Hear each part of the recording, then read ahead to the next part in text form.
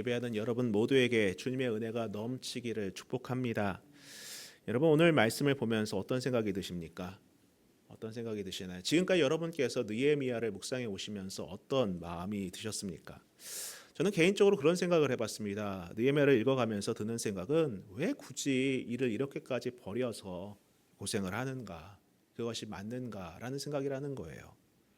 애초에 느헤미야가 예루살렘에 대해서 그 예루살렘이 황폐했다는 소식을 듣고 그래 뭐 내일도 아닌데 뭐 신경 쓰냐 그냥 지나치자라고 했다면 아무 일이 없었겠죠. 그렇죠? 아무 일도 없었을 겁니다. 이렇게 힘들 이유가 없었을 거예요. 왜 굳이 예루살렘의 회복을 위해서 온 힘을 다하는지 또 그 회복의 여정도 또 평탄하면 몰라요. 그렇죠? 뭐 잘 되면 모르겠습니다. 그런데 고생이란 고생은 다합니다. 그렇다고 해서 어떤 이익이 있는 것도 아닙니다. 돈이 생기거나 명예가 생기거나 어떤 부를 축적하거나 이런 것도 아니다라는 거예요. 그러니 일반적으로 생각하기에는 이해하기 힘들죠. 뭐 하는 일이라도 잘 되면은 방해라도 없으면 좋겠지만은 뭐 방해는 방해대로 있습니다. 또 내부에는 갈등이 있어요. 어떻게 보면 차라리 안 하는 이만 못하다라는 생각을 할 때가 있어요. 참 우리의 믿음의 여정과 닮아 있지 않습니까? 예수를 몰랐다면, 내가 교회를 다니지 않았다면, 내가 하나님을 알지 않았다면은 이렇게 굳이 힘들 게 없을 텐데라는 생각을 할 법하죠. 이처럼 여러분 때로는요, 우리가 신앙생활 하면서 감동으로 시작하고 신앙으로 시작했던 일들 때문에 벽을 느낄 때가 있습니다.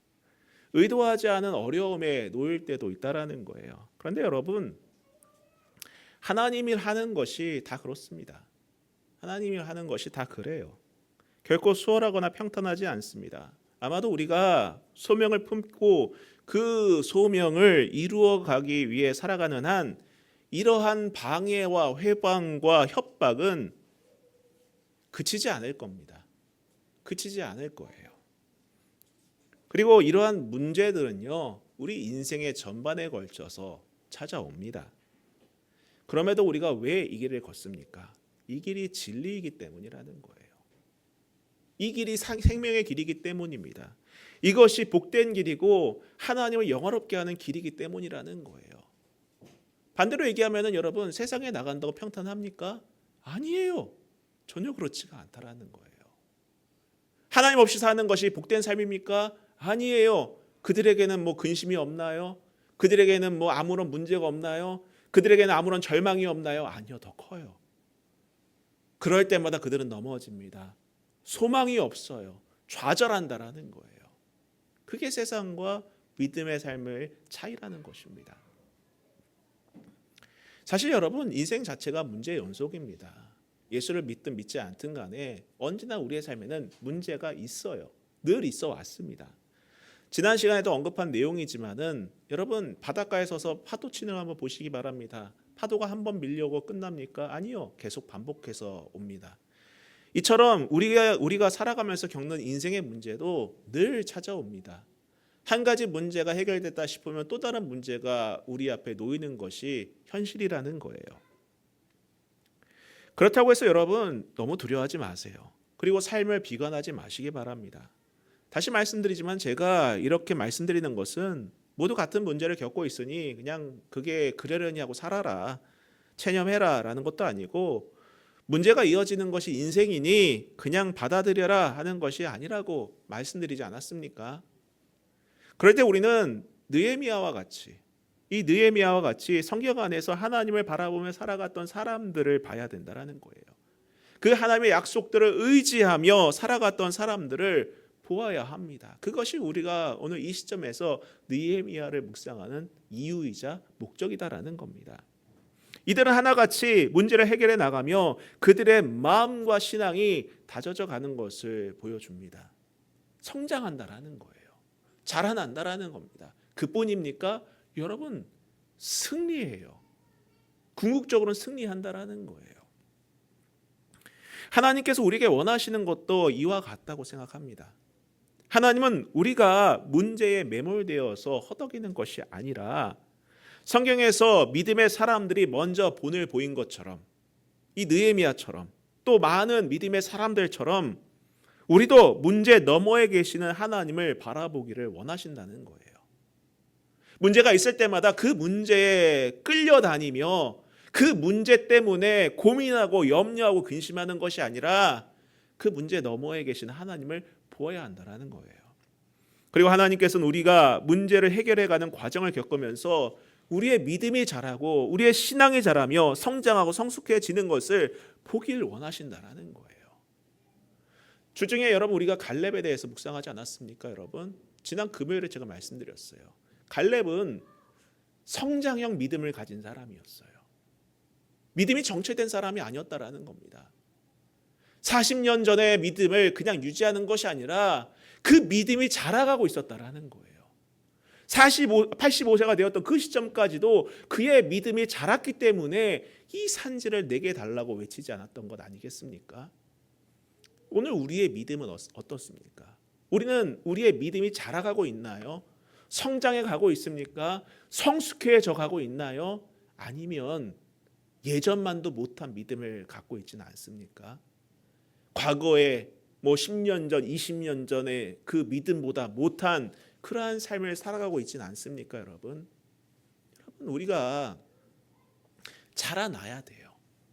성장해 가야 됩니다. 성숙해져야 되는 거예요. 그렇기 때문에 여러분, 우리는 언제나 문제가 있을 것에 대해서 예상을 해야 됩니다. 내게 문제가 찾아왔다 하더라도 이상하다고 여기지 마세요. 문제가 늘 있을 거라고 예상을 하고 그 문제 때문에 약해지거나 주눅들지 마세요. 왜냐? 우리는 성장해 나가는 사람이기 때문에 언제까지? 그 나라 갈 때까지. 그 하나님 나라 갈 때까지 지속적으로 성장해 나가야 된다는 거예요. 여러분 계속 여러분께서 큐티를 하시지만은 참 이번 여호수아서는 참 우리에게 큰 힘을 주지 않습니까, 여러분? 저는 그 중에서 가장 하나를 꼽자면은 같이 성장하자라는 거예요.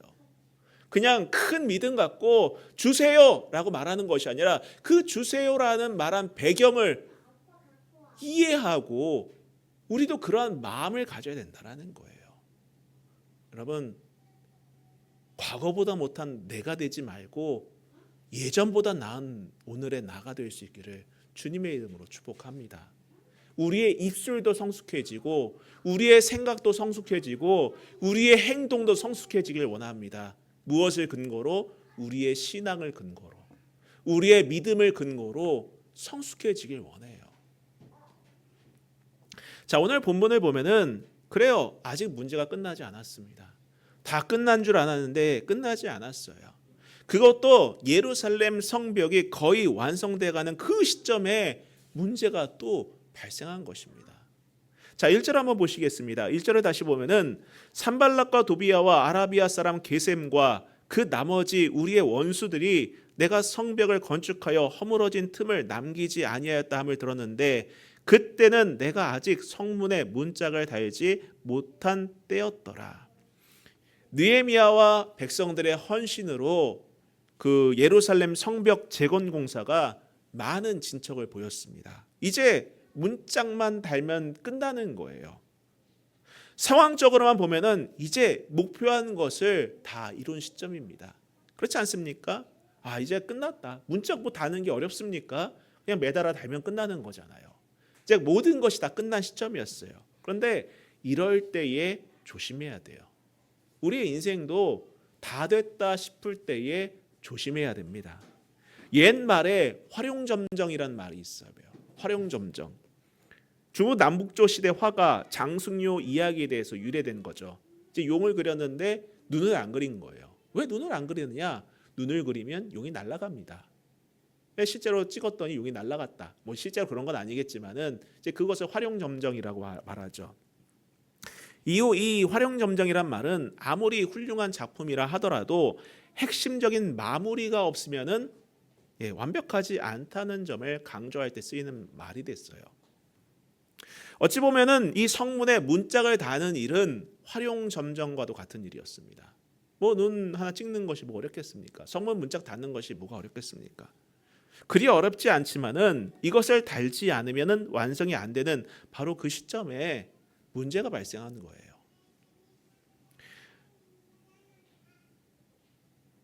바로 우리 주위의 대적들, 즉 산발락과 도비야 그리고 아라비아 사람 게셈과 나머지 원수들이 이 소식을 듣고 어떻게 해서든지 이 진행 중인 작업을 중단시키고자 안간힘을 썼다라는 겁니다. 참고로 여러분, 이 아라비아 사람 게셈이 등장을 하는데 이 게셈이 누구냐면은 고고학적 자료에 보면은 게델의 왕, 총독입니다. 그 당시 왕은 총독인데 게델의 왕이라는 칭호가 있던 사람이었어요. 그 말로 유추해 보면은 이 게셈이라는 사람은 이제 팔레스타인 남부 그리고 이제 델타 지역이라고 해서 그 나일강의 삼각지 있지 않습니까? 나일강의 북부 쪽 그리고 시나이 반도 아라비아 북부에 걸쳐서 전반적으로 오늘날 우리가 말하면 중동이라고 말하는 그 지역을 총괄하는 총독이라고 생각하시면 될 거예요. 그 이제 게셈이 합류해서 이제 이야기했다라는 겁니다. 즉 성벽 재건으로 인해서 예루살렘이 이제 요새화되면은 사마리아 그리고 암몬 아라비아 지역에 영향력 약화로 이어질 수 있기 때문에 그것 때문에 이제 이런 이해관계로 이익을 공유하는 사람들끼리 모여서 이제 느헤미야를 무너뜨리려고 했다라는 거예요. 성벽을 쌓는 일도 공동체를 세우는 일도 여러분 다 끝날 때까지 끝나는 것이 아닙니다. 우리가 하는 일도 그래요. 다 끝날 때까지 끝난 게 아니에요. 성벽이 허물어진 틈을 다 메우고 문짝만 남았을 때에도 이젠 다 됐다라고 마음 놓을 만한 때부터 방해와 위협은 더 교묘해진다라는 것을 우리는 경계해야 합니다. 여러분 이처럼 모든 일은 끝날 때까지 끝난 게 아니에요. 조금 성공의 기미가 보인다고 해서 조금 여유롭고 안정적이다 해서 안심하고 방심하면은 여러분 망하는 겁니다. 그냥 망하는 거예요. 99%다 되었다고 하더라도 1% 채워지지 않으면은 100%가 되지 않는 겁니다. 완성이 아니라는 거예요. 그리고 언제든지 산발락과 도비와 그리고 게셈과 같은 존재가 우리의 빈틈을 노리고 어떻게 해서든지 허물어뜨리려고 계략을 꾸민다는 점을 상기해야 합니다. 이들의 존재가 어떤 존재겠습니까? 오늘날 마귀와 같은 어두운 영적 세력들 아니겠습니까? 여러분 우리가 영적인 세력에 대해서 간과해서는 안 돼요. 간과해서는 안 됩니다. 항상 우리의 마음을 팝니다. 우리의 감정을 건드리고 자극하고 나로 하여금 죄를 범하게 한다는 거예요. 입술을 통해서 행동을 통해서 결정을 통해서 다양한 루트로 우리를 방해하고 회방하고 넘어뜨려서 우리의 개개인과 우리 가정과 교회를 허물어뜨리려고 한다는 사실을 여러분 잊지 마시길 바랍니다. 그래서 경계하고 깨어 있어야 되는 거예요. 살만하다. 이만하면 만족한다 했을 때에 그때 찾아옵니다. 항상 깨어 있으시길 바랍니다. 자, 그러면 이런 순간에 어둠의 세력들이 파놓은 함정들은 어떤 것이 있을까?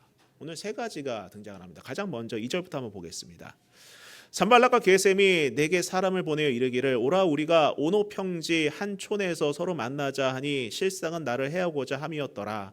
내가 곧 그들에게 사자들을 보내어 이르기를 내가 이제 큰 역사를 하니 내려가지 못하겠노라. 어찌하여 이 역사를 중지하게 하고 너희에게로 내려가겠느냐 하매 그들이 4번이나 이같이 내게 사람을 보내되 나는 꼭 같이 대답하였더니. 자, 성벽 재건이 거의 완성 단계에 이르렀을 때에 산발락과 그 일당은 전략을 수정을 합니다. 어떻게 수정합니까? 공격의 대상을 느헤미야로 한정을 해버려요. 사실 여러분 성경을 보시면 아시겠지만 앞서 3장과 4장을 보면은 이 산발락과 도비야 이 일당이 공격할 때는 어떻게 했습니까? 성벽 건축자들 다수를 대상으로 협박을 했습니다. 방해를 했어요. 그런데 지금 와서는 더 교활하고 치밀하게 한 사람에게 이제 집중을 합니다. 이전까지는 그냥 다수를 향해서 조소하고 공갈하고 협박을 했다면은 이제 느헤미야 딱 한 사람 그 타켓 공격한다라는 거예요. 여러분 영적으로 올바로 서 있는 사람은요 공격이 집중될 수밖에 없어요.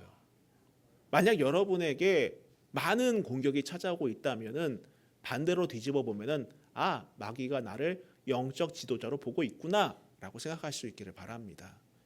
공격할 수밖에 없다는 거예요. 최근에 여러분의 삶을 마구 뒤흔드는 일이 있다면은요, 여러분 오히려 기뻐할 수 있기를 바랍니다. 내가 느헤미야와 같구나. 라고 생각을 하세요. 자, 아무튼 이들은 느헤미야에게 사람을 보내서 오노 평지 한 마을에서 만날 것을 제안을 합니다. 자, 중간 지점에 만나서 우리 평화회담하자. 우리 함께 회담을 해서 이 문제를 해결해 보자. 겉으로 보면 그럴듯하죠. 그렇지 않습니까? 여러분, 마귀의 유혹은 언제나 이렇게 적당한 선에서 타협하자고 찾아와요. 늘 이렇게 찾아오는 겁니다. 뭘 그렇게 수고하냐? 뭘 그렇게 열심히 하냐? 적당히 신앙생활하면서 인생도 즐겨라. 이게 마귀의 유혹 아니겠습니까, 여러분? 뭐 그렇게 열심히 하냐? 이제 열심히 했으니 적당히 누릴 거 누리고 적당히 중간선에서 타협해라. 뭐 굳이 뭐 나와서 예배하냐? 집에서 편하게 예배 드려라. 얘기한다라는 거예요. 예전에 제가 코로나 시절에 이런 말씀 드렸습니다. 어떤 말씀 드렸냐면요. 뭐 온라인 예배 드리셔도 괜찮습니다. 단 무엇입니까? 영상 예배를 드리더라도 현장에 오는 것처럼 어떻게 해요? 옷도 갖춰 입고 마음도 갖춰 하고, 예? 마음의 자세도 바로 하고 그렇게 예배 드리시라고 말씀드렸어. 적이 있어요. 여러분, 이것은 유효합니다. 여러분이 뭐 나오셔서 예배하든 영상으로 예배하든 뭐 그건 여러분의 상황에 따라서 결정할 부분이긴 하지만은 중요한 것은 무엇입니까? 내가 어느 곳에 있더라도 여러분 예배자로 서 있어야 된다라는 거예요. 예배자로 서 있어야 되는 거예요. 이불 속에서 예배 드린다는 것은 여러분 현장에서도 그렇게 예배 드리면 안 되잖아요. 어떻게 해야 됩니까? 옷을 갖춰 입어야 돼요. 정갈하게 씻고 머리도 다듬고, 예? 그리고 바른 자세로 앉아서 마치 나와서 예배하는 것처럼 예배하는 것이 그게 예배 아니겠습니까? 여러분, 요한계시록에 보면 이렇게 경고합니다. 요한계시록 3장 15절에 보면은 내가 내 행위를 안 하니 내가 차지도 아니하고 뜨겁지도 아니하도다. 내가 차든지 뜨겁든지 하기를 원하노라. 주님께서 말씀하셨다는 거예요. 너는 지금 보니까는 뜨겁지도 않고 차지도 않다. 여러분, 왜 차지도 않고 뜨겁지도 않은 것입니까? 적당한 선에서 타협하기 때문이라는 거예요. 적당한 선에서. 그렇지 않습니까? 적당한 선에서 신앙을 적당한 선에 타협하기 때문입니다. 결국 어떻게 말씀이 이어집니까? 네가 이같이 미지근하여 뜨겁지도 아니하고 차지도 아니하니 내 입에서 너를 토하여 버리리라. 하나님에 합당하지 않다라는 것 아니겠습니까? 그래요. 세상은 중용이 미덕입니다. 사실 세상은 중용이 미덕이에요. 모두를 수용하고 중앙에 있는 것이 미덕이지만 신앙만큼은 여러분 중용이 미덕이 될 수가 없는 거예요. 신앙은 타협이 아닙니다, 여러분. 신앙은 결단이에요. 뜨겁든지 차든지 하는 것이 우리의 신앙이라는 사실을 잊지 마시기를 여러분 부탁드립니다. 이때 느헤미야가 뭐라고 답합니까? 여러분, 성경을 보시면은 내가 이제 큰 역사를 하니 내려가지 못하겠노라. 어찌하여 역사를 중지하게 하고 너희에게로 내려가겠느냐. 즉 완공을 목전에 두고 책임자인 자신이 어떻게 현장을 떠나겠느냐라고 반문하면서 거절한 거예요. 만약에 일반적인 정치가라면은 자신의 치적을 세우기 위해서라도 어떻게 합니까? 나갔을 것 같아요. 우리가 오늘날 많이 보지 않습니까? TV를 통해서 어떤 갈등이 있을 때 회담을 열어요. 회담을 열어서 보여주기식 행태를 합니다. 사람들로 하여금 기대하게 한다라는 거예요. 아, 이제 뭔가 풀릴 것 같아. 아, 이제 뭔가 해결될 것 같아. 근데 보세요, 여러분. 회담에서 해결되지 않은 문제가 얼마나 많이 있습니까? 뉴스를 볼 때에 누가 어떤 문제로 회담을 가졌다 하면은 뭐 사람들은 기대는 하지만은 결국 보여주기식 아닙니까? 자신의 치적을 세우기 위해서, 자신의 정치적인 입지를 높이기 위해서, 자신을 돋보이게 하려고 그런 회담을 많이 하잖아요. 그러나 여러분, 느헤미야는 그런 보여주기식 신앙이 아니라 자신의 치적을 세우기 위한 어떠한 수단으로 타협하는 것이 아니라 끝까지 자신의 사명에 집중하는 모습을 보여주고 있다라는 겁니다. 여러분, 성공과 실패는요 1% 차이예요. 1% 차이입니다. 뭔가를 이루었다고 조금 성공을 보았다고 해서 자신을 과시하려고 하는 사람은 반드시 실패할 수밖에 없다는 거예요. 왜 사람들이 조금 잘 나간다고 차부터 바꿉니까? 왜 조금 잘 나간다고 뭐 어디 가고 막 이럽니까? 과시하려고. 그렇지 않습니까? 나 이만큼 성공했어. 나 이만큼 잘 나가. 과시하는 것 아니겠습니까? 근데 그렇게 하고서 낭패 보는 사람들이 많다라는 거예요. 그러나 끝까지 집중하는 사람, 1%까지 다 채우는 사람이 진짜 성공하는 겁니다. 사명도 마찬가지예요, 여러분. 끝까지 집중하는 사람이 승리하는 겁니다. 여러분, 끝까지 집중하고 겸손한 저와 여러분이 될 수 있기를 주님의 이름으로 축복합니다. 자, 산발락과 도비와 게셈이 과연 이대로 물러났을까? 아니죠. 또 다른 함정을 파놓습니다. 자, 5절부터 한번 보시기 바랍니다. 산발랏이 다섯 번째에는 그 종자의 손에 봉하지 않은 편지를 들려 내게 보냈는데 그 글에 이르기를 이방 중에도 소문이 있고 가스무도 말하기를 너와 유다 사람들이 모반하려 하여 성벽을 건축한다 하나니 내가 그 말과 같이 왕이 되려 하는도다.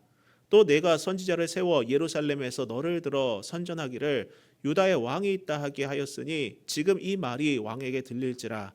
그러즉 너는 이제 오라 함께 의논하자 하였기로. 자, 이번에는 어떤 함정을 파놓습니까? 산발랏이 신하를 시켜서 느헤미야에게 봉하지 않은 편지를 전달하게 한다라는 거예요. 봉하지 않았다라는 것은 무슨 의미입니까? 누구나 볼 수 있는 편지를 보냈다라는 겁니다. 사람 마음이 그렇잖아요. 그렇죠? 봉하지 않으면 여기에 뭐가 있지? 그렇죠? 뭐가 있을까? 그리스 로마 신화의 판도라의 상자도 그렇지 않습니까? 뭐가 있을까? 궁금해서 열어보고 난리 나잖아요. 똑같은 겁니다. 사람의 심리가 그렇습니다. 봉인하지 않으면은요, 이게 뭐가 있지? 열어볼 수밖에 없는 거예요. 그리고 그거 보면 그 이어지는 내용은 무엇입니까? 소문이 퍼지는 겁니다. 소문. 그래요. 이렇게 누구나 볼 수 있게 편지를 보냄으로써 안 좋은 소문을 퍼뜨릴 의도로 이런 일을 벌인 것이죠. 그 소문이 무엇입니까? 느헤미야가 유대인의 왕이 되고자 한다라는 거예요. 그리고 아닥사스다 왕에게 반역을 꾀하고 있다라는 겁니다. 거기다 7절을 보면 이미 느헤미야는 예언자들, 선지자들의 지원 아래 유다 왕으로 즉위할 준비를 마쳤다라고 소위 가짜 뉴스를 퍼뜨린 것이죠. 여러분, 예나 지금이나 유언비어, 가짜 뉴스, 거짓 소문의 배후에는 악한 영이 자리 잡고 있다라는 사실을 잊지 마시기를 바랍니다. 이런 소문으로 개개인을 무너뜨리고 가정을 무너뜨리고 교회와 나라까지 혼란에 빠뜨리곤 한다라는 거예요. 무엇 때문에 이런 소문을 퍼뜨립니까? 예? 너는 이제 어쩔 수 없어. 외통수야. 그러니 나와서 나랑 의논하자. 라는 것 아니겠습니까? 나랑 타협하자. 만나서 이야기하자. 너 너무 힘들지? 안 좋은 소문 좀 해명 좀 해야 되겠지? 내가 해결해 줄 수 있어. 좀 나와서 얘기해보자. 라는 것이죠. 여러분, 우리도 이런 악성 소문의 피해자가 될 수 있어요. 그렇지 않습니까? 그리고 소문까지는 아니더라도 사람들의 입에 오르내리는 것 때문에 고통받을 수 있습니다. 가짜 뉴스 때문에 혼란스러울 수 있어요. 거짓 소문과 선동 때문에 골치 아플 수도 있습니다. 그럴 때 우리는 어떻게 해야 됩니까? 이어서 한번 보시기 바랍니다. 8절부터 보세요. 내가 사람을 보내 그에게 이르기를 내가 말한 바 이런 일은 없는 일이요 내 마음에서 지어낸 것이라 하였나니 이는 그들이 다 우리를 두렵게 하고자 하여 말하기를 그들의 손이 피곤하여 역사를 중지하고 이루지 못하리라 함이라 이제 내 손을 힘있게 하옵소서 하였노라. 여러분, 느헤미야는 단호했습니다. 여러분, 거짓 소문과 가짜 뉴스에는요 단호해야 합니다. 언제나 단호해야 돼요. 거기에 흔들리지 마시고 타협하려고 하지 마세요. 단호해야 합니다. 아닌 건 아닌 거예요. 그런가? 내가 좀 어떻게 해야 되나? 아니에요. 단호해야 됩니다. 그 소문이 산발랏이 지어낸 허구라고 하면서 산발랏의 제안을 완전히 묵살해 버립니다.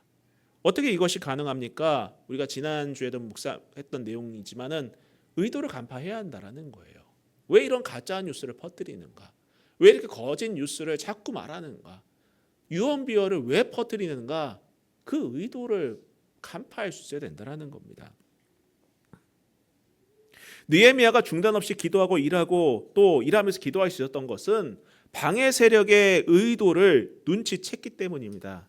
이것은 지금 우리에게도 필요해요.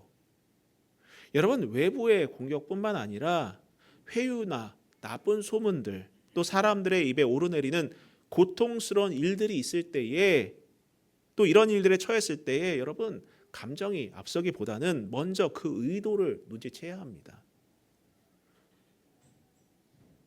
마귀가 이런 일로 우리의 감정을 자극하고 신앙을 무너뜨리고 예배를 무너뜨리려고 하는 그 의도를 말입니다. 오늘날에도 여러분 가짜 뉴스가 얼마나 많습니까?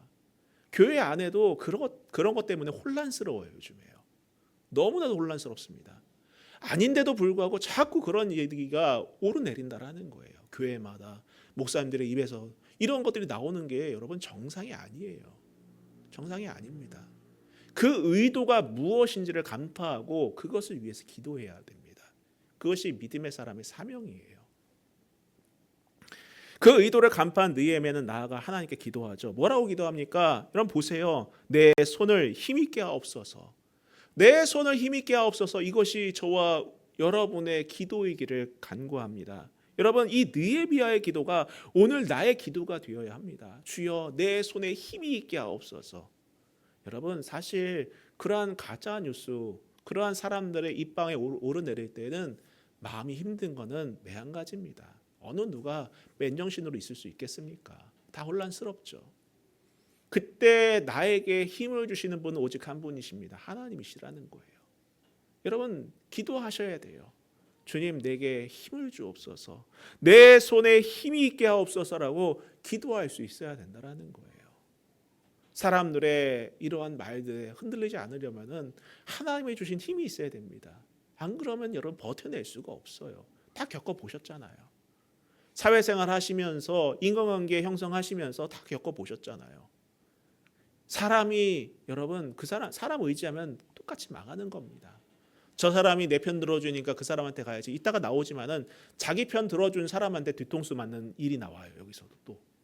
여러분 사람 의지하면 안 돼요. 하나님께 기도하고 믿음으로 나아가야 됩니다. 마음을 굳게 하세요. 단단하게 하세요.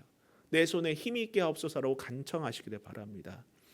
이 사명을 흔들림 없이 지속할 수 있는 힘은 오직 하나님께서만이 공급해 주실 수 있습니다. 여러분 이 사실 믿으시죠? 믿으시죠? 그럼 기도하세요. 기도하세요.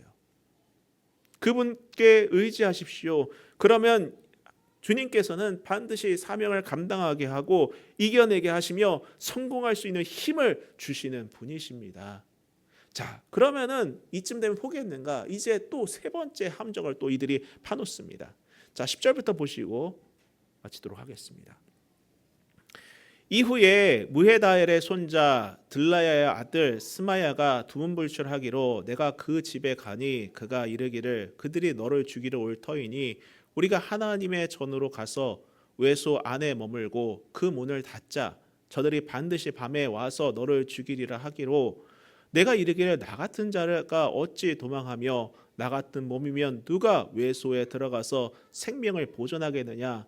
나는 들어가지 않겠노라 하고 깨달은즉 그는 하나님께서 보내신 바가 아니라 도비야와 산발랏에게 뇌물을 받고 내게 이런 예언을 함이라. 그들이 뇌물을 준 까닭은 나를 두렵게 하고 이렇게 함으로 범죄하게 하고 악한 말을 지어내 나를 비방하려 함이었느니라. 내 하나님이여 도비야와 산발락과 여선지 노다야와 그 남은 선지자들을 곧 나를 두렵게 하고자 한 자들의 소행을 기억하옵소서 하였노라. 자, 대적들은 느헤미야의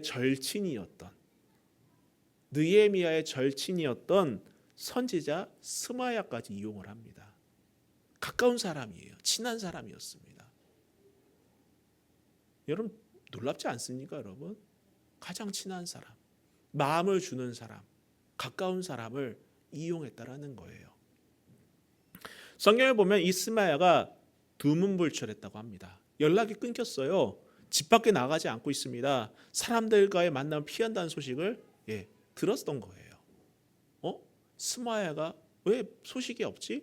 왜 집 밖에 나오지 않지? 왜 사람들을 만나지 않지? 무슨 일 있는 거 아니야? 친하니까는 가볼 수 있겠죠. 그래서 느헤미야가 가봅니다. 문안을 가보니까는 이 스마야가 말하기를 뭐라고 말합니까?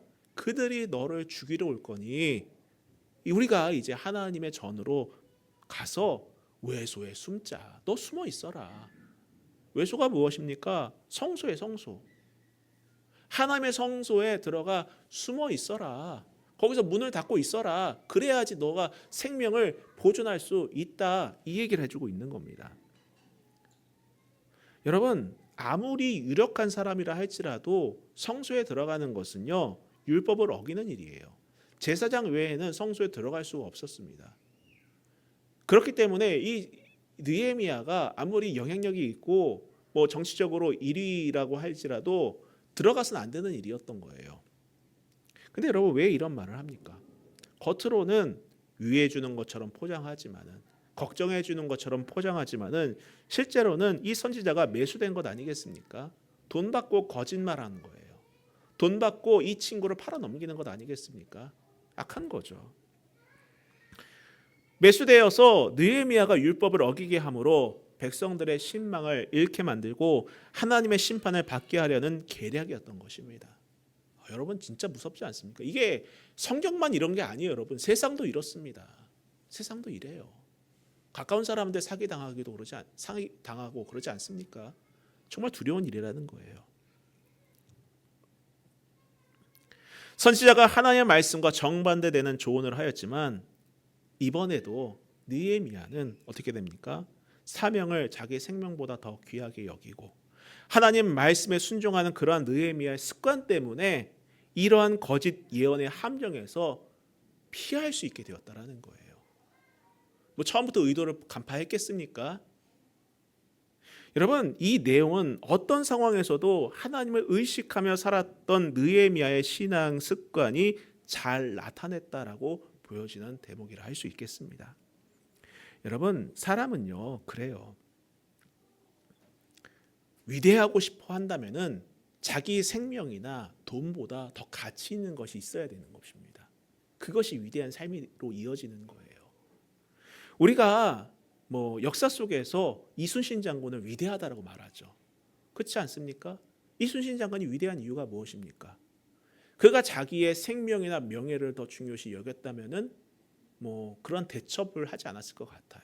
그렇지 않습니까? 뭐 굳이 싸워요? 뭐 굳이 뭘 해야 되겠습니까? 전선 앞에 나가서 뭘 하셨겠습니까? 아니에요. 자기의 생명이나 명예보다 더 중요한 것이 있었기 때문에 앞서 싸웠던 것 아니겠습니까? 그리고 우리가 뭐 추모하고 또 인정한 독립운동가들도 그렇잖아요. 자신의 생명이나 재산보다 더 중요한 것이 그들에게 있었기 때문에 독립운동을 했던 거예요. 이처럼 여러분, 우리의 신앙 속에서도 그래요. 순교하신 분들도 그들이 정말 추앙받고 존경받는 이유는 그들의 생명과 재산보다 더 중요한 게 있었고 그걸 따라갔기 때문이었다라는 거예요. 그분들이 희생한 것은 자신의 생명보다 더 소중한 것이 있었기 때문에, 자신의 재산보다 더 소중한 것이 있었기 때문에 희생했던 거예요. 오늘 느헤미야도 그랬던 것 같습니다, 여러분. 자신의 생명이나 자신의 위상보다 하나님 말씀을 지키는 것이 더 소중했기 때문에 그는 그 생명 지키는 것을 거절해요. 뭐 내가 뭐가 됐다고 거기까지 내가 갑니까? 안 갈래요. 저는 그렇게 하지 않을래요. 그리고 나중에 보니까 이거 돈 받고 거짓말한 거네 라고 뒤늦게 안 거예요. 여러분, 소신을 갖고 사는 것이 그래서 중요한 거예요. 말씀 중심으로 사는 것이 그래서 중요한 겁니다. 의도하지 않았지만은 그것이 나를 살리는 길이라는 사실을 여러분 꼭 기억하시기를 바랍니다. 그리고 여러분, 흔히 진짜를 알기 위해서는 위기를 겪어봐야 된다고 하지 않습니까? 생명이 걸리고 목숨과 같은 돈이 걸렸을 때에 비로소 그때 진짜 신앙이 드러나는 거예요. 그때 진짜 믿음이 드러나는 것입니다. 하나님을 귀하게 여기고 사명 따라가는 사람은 여러분 생명이 따라오는 겁니다. 내가 살려고 하는 것이 아니라 사명 따라가면은 생명이 따라오는 거예요. 물질도 따라오는 것이고 그게 성경이 보여준 원리입니다. 그게 원리라는 거예요. 돈 보고 가는 사람, 살려고 하는 사람 다 망하고 죽습니다. 반대로 삶보다 돈보다 말씀 따라가는 사람이 결국에는 승리하는 것을 성경은 보여주고 있지 않습니까?